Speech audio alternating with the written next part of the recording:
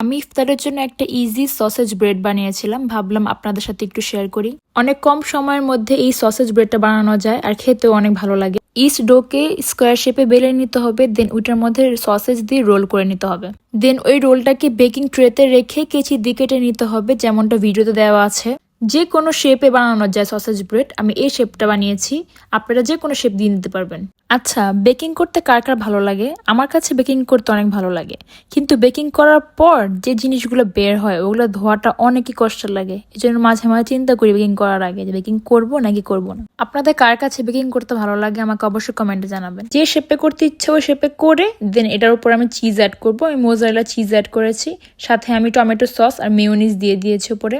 এখানে চাইলে mustard sauce বা গার্লিক সসও ইউজ করা যাবে, বাট আমি শুধু মেয়োনিজ আর টমেটো সসটা ইউজ করেছি। দেন আমি এটাকে 10 মিনিট রেস্টে রেখে দিব, তারপর আমি 160 ডিগ্রিতে 20 মিনিট বেক করব। আজকের রেসিপিটা আপনাদের কাছে কেমন লেগেছে আমাকে অবশ্যই কমেন্টে জানাবেন, আর যদি ভালো লাগে তাহলে লাইক, কমেন্ট অ্যান্ড শেয়ার করে পাশে থাকবেন। আল্লাহ হাফেজ।